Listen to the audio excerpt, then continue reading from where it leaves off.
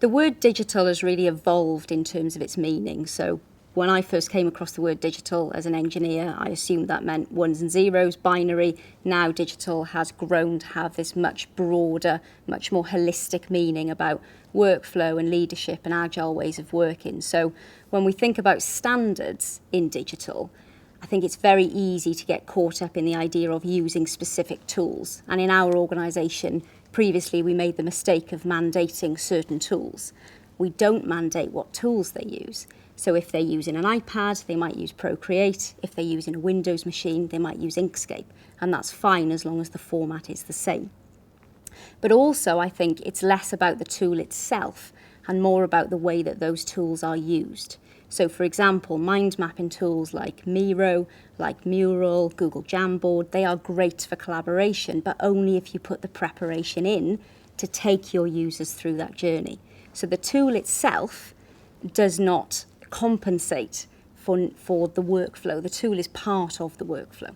There are three types of digital role within a modern organisation. So there are digital architects or digital leaders, and they are the people who really understand digital workflows, understand how to create and facilitate collaboration within the workforce. Then you have your digital developers. So these are sort of the typical people that we think of when we talk about digital. These are your coders, your programmers, the people who develop the tools that we use to enable our organisations to become digital. And then you have everybody else. Everybody else sits in that box of being a digital consumer. And so no matter what level, no matter what role, when you're recruiting somebody into an organisation or you're going through a digital transformation with your existing workforce, you have to think about those sort of basic level digital consumer skills that everybody needs. Technology is so different in the workplace. I see it all the time with our innovative startup, high growth, fast moving companies, startups, exciting places to work, have the latest technology. And then I see maybe, for want of a better position, I'll pick the local authority. I've walked into, council buildings where they're using big desktop managed monitors, keyboard, mouse. It's just like, if that's the world of work these young people are going into, then, that's a different skill set, especially digital skill set, than the ones for high, fast-growing, fast-moving companies, I suppose, technology-wise, digital-wise. But we're also seeing it in the care sector as well. That's gone from, writing down daily reports and leaving it in, the kitchen or, especially in domestic care, where care workers have gone from using pen and paper to now there's an iPad mounted there and they're having to record anything digitally. And the skill shortage there when it comes to digital skills is huge. The training they have to do to, bring somebody that's been in care for the last 10, 20, 30 years to be able to use an iPad and the apps that they use to monitor everything, that's the way the care sector is going. So that needs that skill set as well. It's very easy when you're in an education environment to play with a concept or a tool. But actually in the real world, what the customer wants is a rounded product, 100% working, without flaws, with documentation, that horrible word nobody likes, but actually a product and that's thought through from beginning to end. And perhaps in education, as we do digital transformation, as we look at new technologies that can be used, it's also about the quality of delivery that ultimately customers will want to have in the real world. New ways of working are phenomenal. Some of the productivity that comes out of new tools, some of the new things that are happening in my world, in asset management. How do you search a video?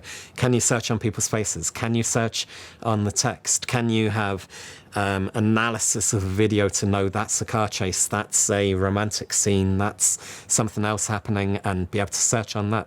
So some of the technologies that are coming up, productivity-wise, functionality-wise, they are going to transform the way that data in the media industry is used. And that is so exciting. If we think outside of the education sector initially, if we look at just our digital world, pretty much everything we need to do is needing to be done online. If we think about even paying our car tax, things like that, that requires us to be able to do these things online.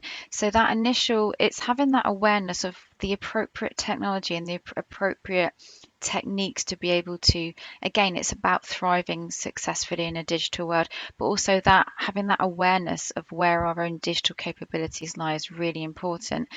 And I think with staff and students initially, there is I think there is a bit of a consensus, if you like, that when students come into the university, they're very naturally digitally literate, if you like. They're very happy with it. But whether that's necessarily true, I think what we have to understand is it is about the correct use of these digital technologies, and it's about supporting staff and students. So we're thinking about the digital needs of our students and our graduates as well.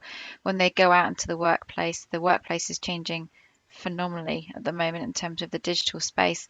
So we need to provide them with those transferable digital skills. And I think as technology is evolving so quickly, I mean, suddenly everyone is probably more aware of Teams than they ever were before, and Zoom. So it's given us the idea that we need to be able to adapt with that. So we need to really embed that lifelong learning, embed the space to have to broaden those skills and also to be able to learn them as well. The pandemic made it clear that every organization is enabled by software. So whether you're a pub or you're a university or you're a school or you're a business, software is making the difference between your ability to survive or fail.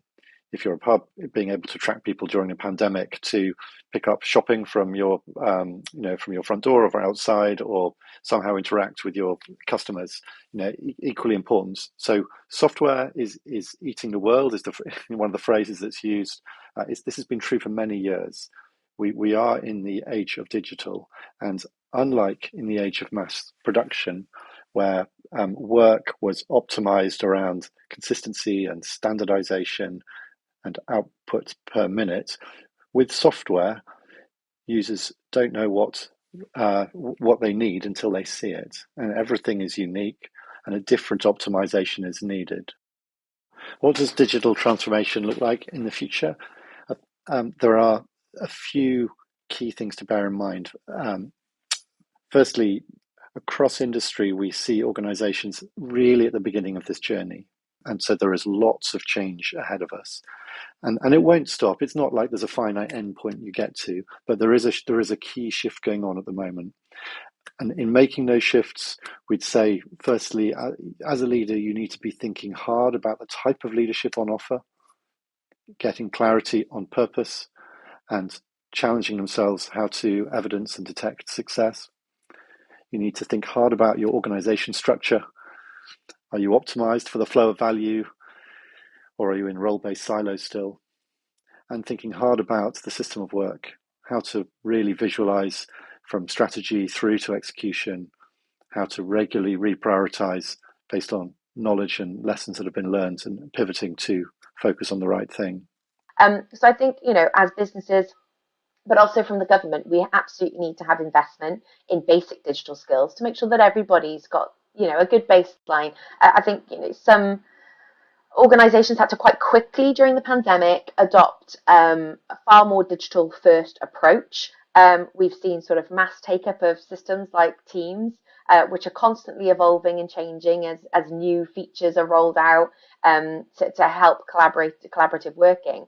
So I also think it goes beyond the sort of the basic digital skills and making sure that we're supporting staff and our workforce and our leaders to be confident in embracing and trying out new technology as it comes. It can't be a static thing. So we're gonna need to make sure that we're creating a culture in which constant learning is the norm, and making sure that we've got the support measures in place, the training in place, to make sure that people are confident as new technology comes out, or changes to the technology we're using every day are coming out, because they come out faster than you can keep up with a lot of the time. I think we're going to need to make sure that leaders in particular have a good understanding about how different digital tools can be best used to support agile and inclusive ways of working. No one digital solution is going to offer everything that we need. So our leaders are going to have to really be confident in doing that and able to lead by example on that, because if you've got a leader who's very hesitant about new technology, that's going to roll down into the way that teams are able to work. Digital transformation, if you ask me what's going to happen in the next 5-10 years, I can't tell you. I couldn't have told you what would have happened pre-pandemic. So the best skills that any individuals can have within an organization or coming into employment for their first time is the desire to constantly learn, grow, develop, ask questions, stay curious, and be constantly open and driven to learn, grow, and evolve their skills. Of course, all the basic digital skills that children of today, adults of today, within a kind of professional working environment have are very, very important. But the ability and the openness and drive to develop those skills, learn more, adapt, grow, are the soft skills that are going to enable you to enhance and drive yourself forward and businesses forward.